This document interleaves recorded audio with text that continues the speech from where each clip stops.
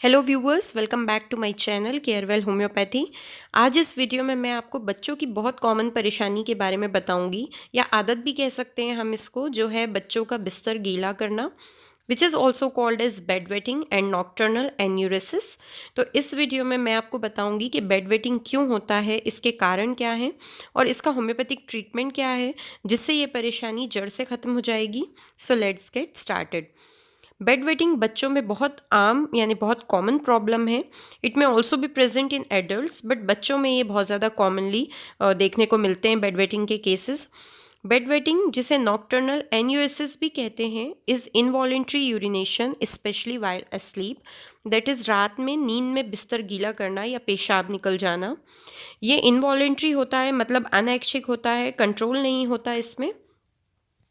No matter bed wetting कब और कितनी बार होता है, bed waiting causes great distress and embarrassment. ये समझना बहुत ज़रूरी है कि occasional bed wetting is normal, growing up process में कभी कभी बेड वेटिंग होना नॉर्मल है। Medical treatment is only required for those children जिन्हें ये रोज़ रोज़ होता है। रोज़ रोज़ अगर आपका बच्चा पेशाब कर रहा है बिस्तर में, then you should go for medical help. अब बात करते हैं बेड वेटिंग के कॉजेज़ की। बेड वेटिंग का एग्जैक्ट कॉज नहीं पता है, बट कुछ मेडिकल कंडीशंस हैं और रिस्क फैक्टर्स हैं जिनकी वजह से नॉक्टर्नल एन्यूरेसिस डेवलप हो सकता है। First I will tell you about medical conditions. First is hormonal imbalance. बचपन में अगर बच्चे को हार्मोनल इम्बैलेंस है, मतलब कुछ बच्चों में एडीएच हार्मोन पर्याप्त मात्रा में प्रोड्यूस नहीं होता है, तो बेड वेटिंग की परेशानी हमको हो सकती है। एडीएच हार्मोन जो होता है हमारी बॉडी में, वो यूरिन प्रोडक्शन को स्लो करता है, स्लो डाउन करता है, कंट्रोल करता है। तो अगर ये हार्मोन अगर हमारी बॉडी में इनफ अमाउंट में प्रोड्यूस नहीं हो रहा है, तो बेड वेटिंग हो सकती है। Next is small bladder. कुछ बच्चों में यूरिनरी ब्लैडर डेवलप नहीं होता है, ब्लैडर का साइज़ छोटा होता है, जिसकी वजह से बच्चा यूरिन होल्ड नहीं कर पाता और यूरिन रिलीज़ हो जाती है। Next is not recognising a full bladder. मतलब बच्चे को ये पता ही नहीं चलता कि उसका ब्लैडर फुल हो चुका है, स्पेशली नींद में। इसका कारण है कि जो नर्व यूरिनरी ब्लैडर को कंट्रोल करती है, उसका जो वो धीरे मैच्योर होती है, और इसी वजह से बच्चे को पता नहीं होता कि उसका ब्लैडर जो है वो फुल हो गया और यूरिन रिलीज हो जाती है। Fourth is urinary tract infection. A urinary tract infection makes it difficult for a child to control urination. Fifth is diabetes. Diabetes is also a medical condition responsible for bedwetting in children.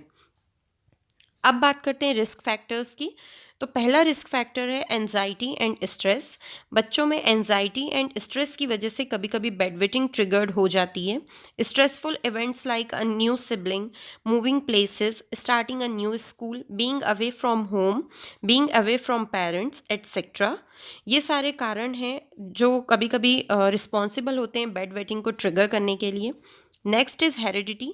Genetics भी important role play करता है। If one or both the parents had problems with bed wetting as children, तो बच्चों को same problem होने के chances high रहते हैं। अब चलते हैं बेड वेटिंग के होम्योपैथिक ट्रीटमेंट की तरफ। किस तरह होम्योपैथी इफेक्टिव है बेड वेटिंग के लिए? So bed wetting can be treated to a large extent with the help of natural homeopathic medicine. First medicine is Equisetum Q, that is Equisetum mother tincture.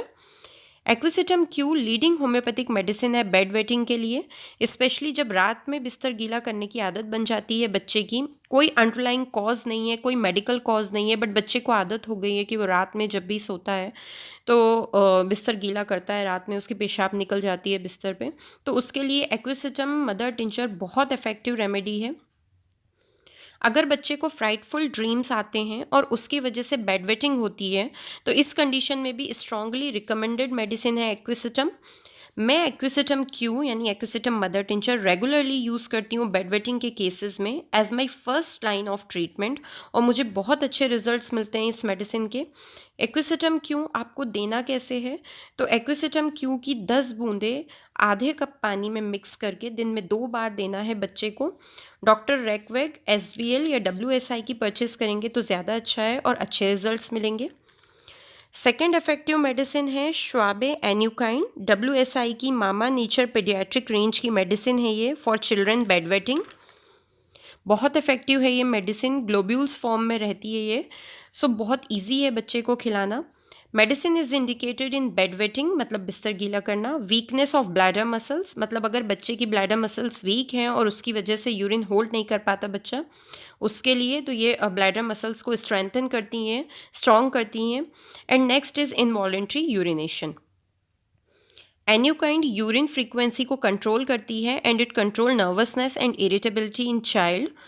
अब बात करते हैं composition of एन्यूकाइंड, कौन कौन सी homeopathic medicine है इसमें, इसके contents में। तो पहली मेडिसिन है फेरम फॉस, पॉलीयूरिया के लिए, मतलब बार बार पेशाब होती है अगर, तो उसके लिए Ferrum phos is good remedy.